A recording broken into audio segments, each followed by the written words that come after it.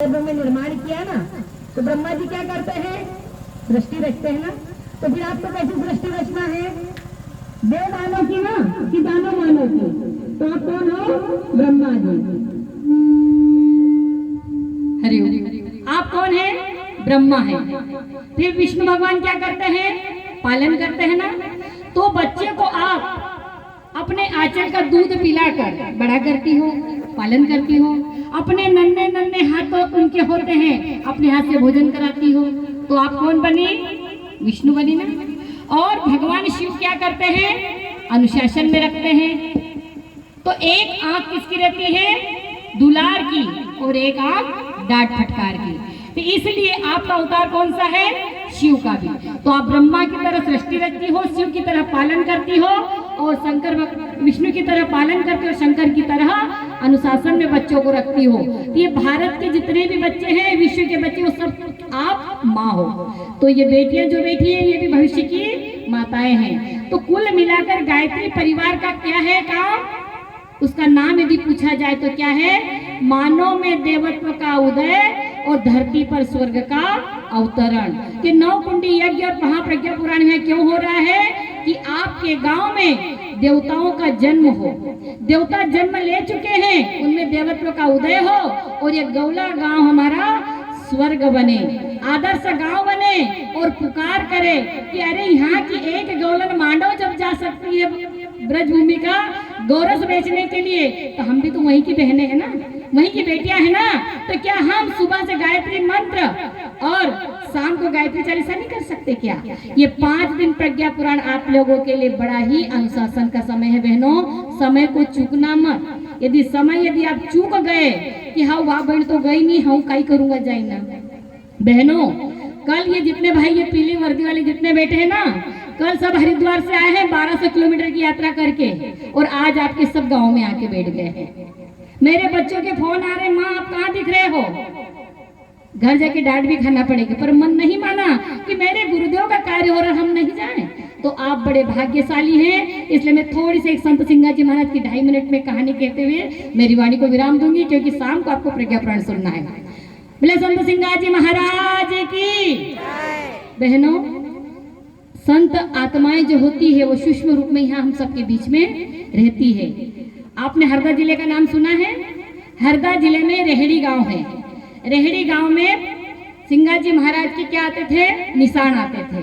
तो एक पटेल परिवार था, उनके घर से हमेशा पूजा पाठ होती थी, और उनका एक बेटा था। बड़ा ही अच्छा भावुक परिवार था। पर एक दिन क्या हुआ कि जिस दिन सिंगाजी महाराज के निशान आ रहे हैं और उनके घर ही भोजन बन रहा है, सारा पूरे गांव का भंडारा था, और उनका बच्चा एकाएक बीमार हुआ, और भगवान की देखो गति, वो मर गया। अब यदि बाहर कहते हैं तो पूरे गांव का कार्यक्रम बिगड़ जाएगा।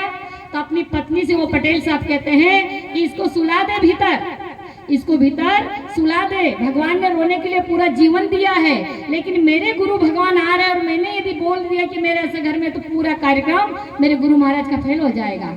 पता है, बच्चे को सुला दिया है अंदर, और पति पत्नी आरती लेकर जाते हैं, निशान भगवान का पूजन करते हैं सिंगाजी महाराज के। और सिंगाजी महाराज का जब पूजन करते हैं, इतने में दूसरी पीछे से बहन आकर कहती है कि और ये पागल इतनी हो गई है, घर में तेरा बच्चा रो रहा है और तू दरवाजे लगा के आ गई है। ऐसे संत सिंगाजी महाराज आत्माओं में परमात्मा है। ऐसे परम पूज्य गुरुदेव है, कहते हैं कि जो मेरा काम करेगा उसका काम मैं करूंगा। बैतूल जिले के हमारे हरिराम भाई साहब थे, उनका नाम ही हरिराम भाई साहब, गोजरा के भी है, पर लेकिन उनका नाम हरिराम भाई साहब। ऐसे समयदानी थे। सावन का महीना था, उन्होंने फसल बो दी और बैलगाड़ी में अपना सामान लेकर, हारमोनियम तबला पेटी लेकर चले गए। कहाँ चले गए? प्रचार प्रसार के लिए। और कुआर के महीने में वापस आए। आकर देखा कि सब पूरे गांव के कुएं लबालब भर गए थे, क्योंकि कुआर महीने में पानी आता है ना खेतों में, कुओं में पूरे कुएं लबालब भर चुके थे। वो भूल गया था मोटर निकालना, क्योंकि अब पनडुब्बी है, पहले पनडुब्बियां नहीं थी, चलती थी लूबी मोटर चलती थी ना, तो जो डूब जाती थी तो जल जाती थी, वो भूल गया था निकालना। आया पूरा 2 महीने में वापस आकर देखा और पूछा, क्यों काका जी अपने खेत के कुएं का पानी का क्या हाल है?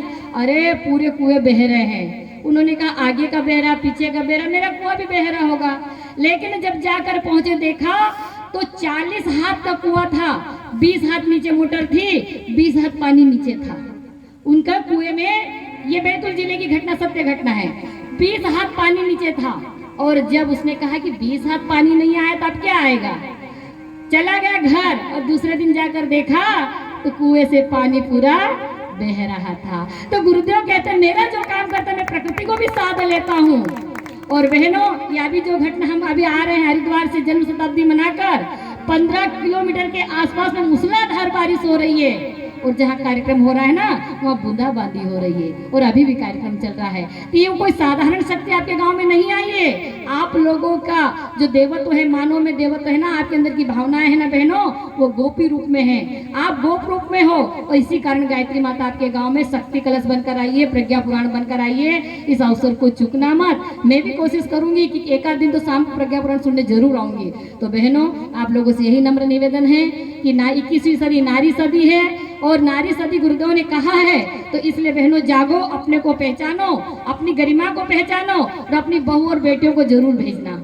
बहनों, बहू और बेटियों को जरूर प्रज्ञा पुराण सुनने के लिए भेजना, क्योंकि यही कल का भविष्य है और आपका उज्जवल भविष्य बनेगी। कहते हैं कि बहू यदि प्रार्थना करती है कि भगवान मेरा परिवार सुखी रहे, तो सास ससुर सुखी रहते हैं। इसलिए बहू और बेटियों को जरूर लाना, अपने युवा बच्चों को भी लाना है। इसी बात के साथ में सबको शुभ मंगलमय कामनाएं, आपका मंगलमय जीवन रहे, आपका शरीर प्रकाश से भला हो। इसी भाव के साथ प्रणाम सबको। जय श्री कृष्ण।